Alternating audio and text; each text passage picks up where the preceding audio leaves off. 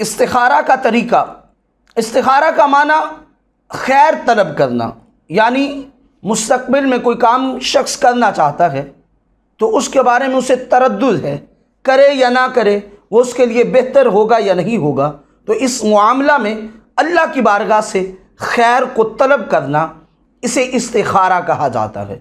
اور حضرت جابر رضی اللہ تعالی عنہ فرماتے ہیں کہ رسول اللہ صلی اللہ علیہ وسلم ہمیں اس طرح استخارہ کے بارے میں تعلیم دیتے تھے جس طرح کوئی سورت سکھائی جاتی ہے۔ گویا حضور صحابہ کو اس چیز کی طرف ترغیب دلاتے تھے۔ اس سے یہ بات بھی سمجھ آ رہی ہے کہ حضور خود نہیں کرتے تھے، صحابہ کو ترغیب دلاتے تھے۔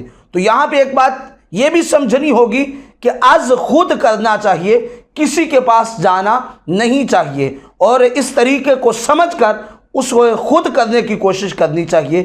بہترین طریقہ بھی یہی ہے۔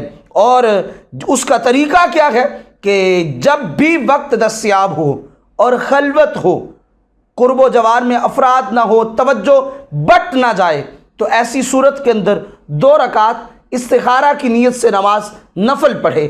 نفل پڑھنے کے بعد وہ دعا جو احادیث سے ہم تک پہنچی ہے، اس دعا کو مختلف کتب میں درج کیا گیا ہے، وہاں سے لے کے دعائے استخارہ پڑھی جائے، اور جہاں پہ لفظ حاذا الامر آئے وہاں پر وہ جو کام ہو اس کو ذہن میں رکھ کے، دماغ میں رکھ کے، اس کام کو سامنے رکھ کے ذکر کیا جائے، اور پھر اس کے بعد دعا جب مکمل کر لی جائے تو پھر دائیں کروٹ ہو کے، الگ تھلگ ہو کے آرام کیا جائے۔ اللہ رب العزت اس بندے پہ کرم فرمائے گا۔ بزرگ فرماتے ہیں، جو بزرگوں کا طریقہ ہے وہ تو یہ فرماتے ہیں کہ سبزی یا سفیدی نظر آئے گی تو اس سے مراد یہ ہے کہ وہ کام اس کے لیے بہتر ہے، اسے کر لیا جائے۔ سرخی یا سیاہی آئے تو اس سے مراد یہ ہے کہ وہ عمل نہ کیا جائے۔ لیکن یہ کوئی سفیدی یا سرخی یا خواب کا آنا یہ کوئی ضروری نہیں ہے۔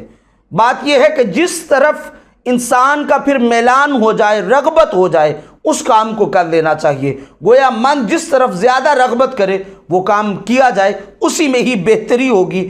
ایک دن اگر ایسی کیفیت نہ پیدا ہو سکے تو 7 روز تک اس عمل کو دہرایا جائے جب تک کہ یہ کیفیت واضح نہ ہو جائے۔ بہترین طریقہ کیا ہے کہ نماز عشاء پڑھنے کے بعد اپنے کمرے میں الگ ہو کے 2 رکعت نماز نفل پڑھے، اور اس کے بعد دعائے استخارہ کو پڑھا جائے، اور پڑھنے کے بعد اللہ کی بارگاہ میں اس انداز میں دعا مانگی جائے کہ مولا اس امر کو میرے لیے واضح کر دے۔ تو پھر اللہ کی بارگاہ میں دعا مانگ کے سو جایا جائے، یا تو خواب میں اللہ کوئی فضل فرمائے، یا پھر قلبی میلان جس طرف اللہ فرما دے اسی معاملہ کو اختیار کیا جائے، اسی میں ہی اللہ کی طرف سے بہتری ہوگی۔ شرط یہ ہے کہ مولا میں نے تجھ سے خیر طلب کرنی ہے، میرے لیے تو بہترین راہیں کھول دے۔